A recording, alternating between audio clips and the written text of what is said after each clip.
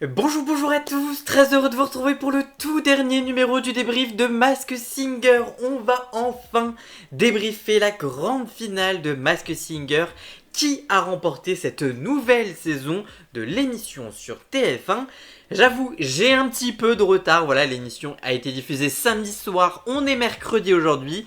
Voilà, un petit peu de retard, vous avez vu en ce moment qu'il y a un petit peu moins de vidéos, il y a eu un emploi du temps un peu chargé pour moi ces derniers temps, mais on est enfin là pour débriefer le tout dernier prime de Mask Singer et on en parle juste après le générique. C'est parti, c'est juste après ça.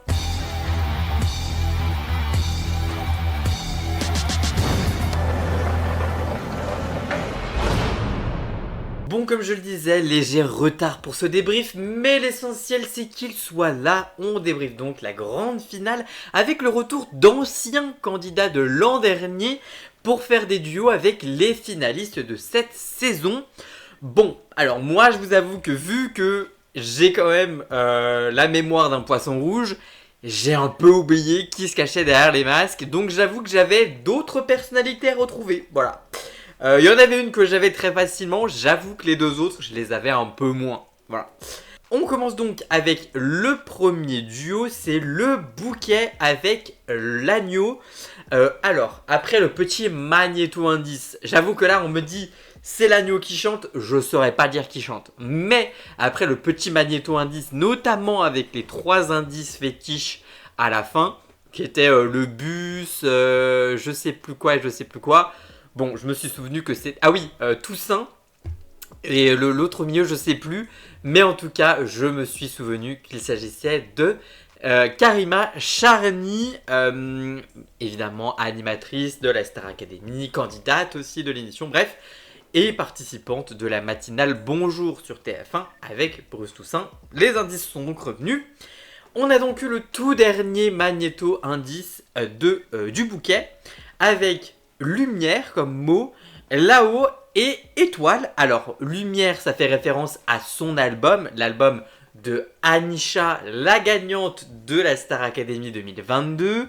Là-haut, parce que il me semble qu'il y a un de ses singles qui s'appelle Là-haut, mais je suis pas sûr, mais il me semble. Et étoile pour évidemment l'étoile de la Star Academy.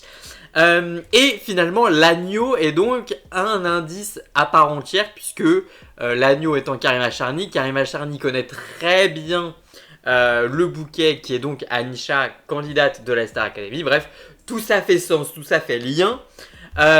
Et donc, il y a maintenant zéro doute sur le fait que ce soit donc Anisha Joe. Laurent Ruquier et Kev Adams ont le personnage. Chantal et Mickaël ne l'ont toujours pas. J'avoue que le nom qui est le plus revenu pour eux, c'était Elena. Ce qui aurait pu, mais les indices sur le fait qu'elle ait un peu moins fonctionné, qu'elle ait eu un petit peu moins de lumière au début, étaient donc pas forcément Elena, mais beaucoup plus Anisha. Et puis après, il faut connaître un peu les indices, quoi, on va pas se mentir. Si tu connais et que tu as suivi son aventure dans la Star Academy, tu remets pas mal de liens. Sinon, j'avoue que tu remets pas forcément, notamment l'indice sur l'orange, sur le fait qu'elle a une phobie des oranges. Bon, si t'as pas suivi la Star Academy, j'avoue que tu peux pas savoir quoi. Mais bon. En tout cas, le tableau était magnifique. Le talent des deux, maman, qu'elles sont fortes toutes les deux. Elles sont vraiment incroyables. La voix fit trop bien entre les deux. Enfin, vraiment, tout est très beau. Donc, bravo à elles. Ensuite, la deuxième battle de la soirée, c'était entre le Scorpion et l'âne. Alors là, j'avoue que je ne me souvenais mais plus du tout de qui était dans le Scorpion. J'avoue que je ne m'en souviens plus. Les indices ne m'ont pas beaucoup plus aidé, je vous avoue. En tout cas, pour l'âne, on est assez certain de qui était là. 25 ans de carrière, donc là, bon bah évidemment, on sait pourquoi. Parquet, évidemment, ça fait référence au parquet de Danse avec les stars, disque de platine, animé des shows parce que, on le rappelle, l'âne est donc Billy Crawford et qu'il a donc fait Danse avec les stars, qu'il a 25 ans de carrière, qu'il a fait des disques de platine en voiture, voilà, avec ses chansons, et qu'il anime des shows à la télé aux Philippines, notamment Les Philippines ont un incroyable talent, ou encore Mask Singer Philippines. C'était donc une des références à ça, c'est que il a déjà fait Mask Singer, mais pas en France, aux Philippines. Alors, autant il n'y a plus de doute sur l'âne, autant j'avoue que je me souvenais plus de qui était dans le scorpion. Et donc quand ils l'ont démasqué, j'étais en mode ah oui c'est vrai, Elisa Tovati. Voilà, je remets maintenant. Très forte hein, d'ailleurs. Le duo allait trop bien ensemble d'ailleurs. Franchement, c'était assez dingo. Et elle l'avait reconnu en une seule chanson. Elle l'a reconnu. Donc franchement, bravo à elle. Et il reste donc plus que la dernière battle entre le poussin et la taupe. Alors pour le poussin, j'avoue qu'on sait tous maintenant que c'est Carla Lazzari. Et il me semble que c'est Priscilla Betty dans la taupe qui est de retour. Mais j'avoue que j'ai mis du temps à la retrouver quand même. Je vais pas vous mentir. J'avais oublié. Voilà.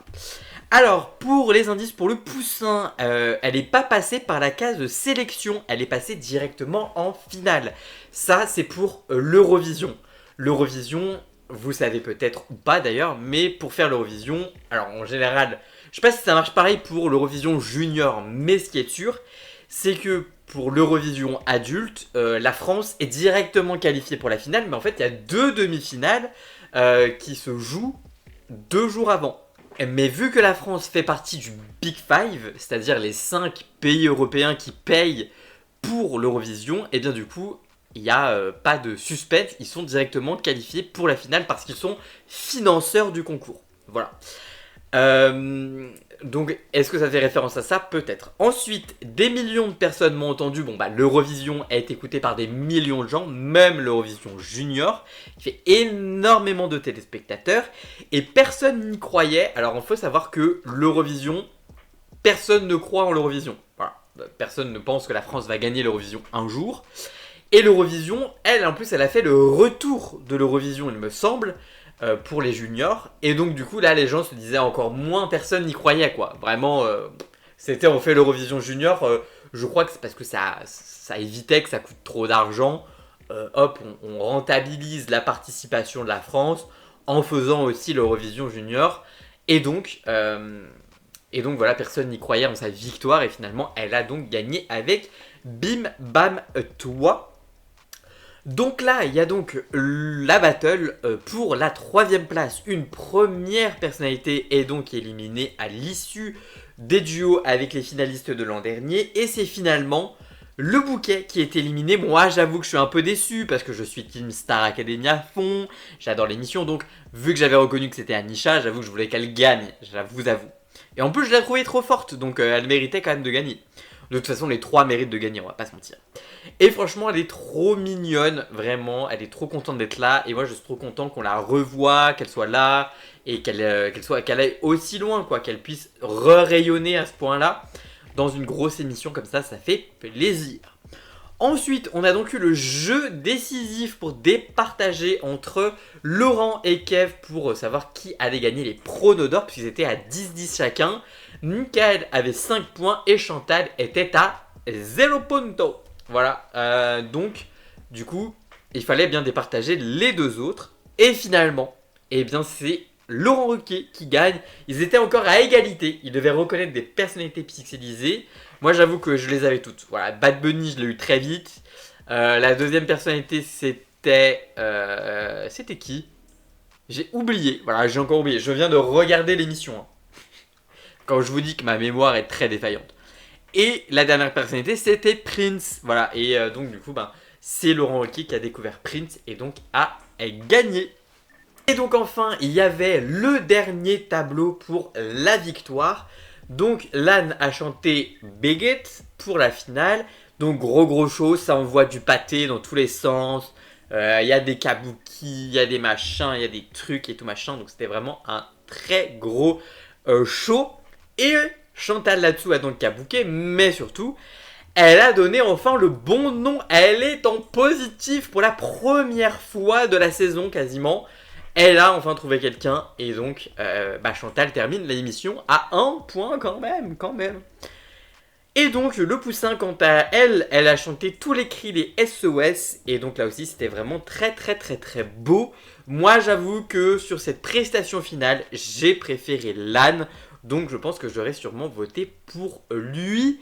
Et donc le gagnant est donc Lan et donc Billy Crawford, puisque après démasquage, il s'est avéré que c'était bel et bien Billy Crawford, vraiment trop fort. C'est vrai que le frère, dès qu'il vient dans une émission en France, il la gagne. Danse avec les stars, il la gagne. Masked Singer, il gagne. Vraiment, prochain truc, je sais pas ce qu'il va faire, mais il va gagner. Voilà, c'est sûr, il n'y a plus de suspense. Arrêtez tout, il va gagner. Mais en même temps, il a mérité. Les prestations étaient dingues, il s'est donné à fond. Enfin, vraiment, chapeau bas l'artiste. Et il a lancé d'ailleurs un petit truc, un petit défi à Camille. C'est de venir danser dans Masked Singer Philippines. Bon, alors je pense que là, il n'y a aucune raison pour qu'il trouve Camille Combal. Voilà, personne ne connaît Camille Combal à ce point-là à l'étranger. Hein, voilà, peut-être que, à la limite, peut-être aux États-Unis, parce que certaines boîtes de production envoient les formats français sur des concours à l'étranger, tout ça.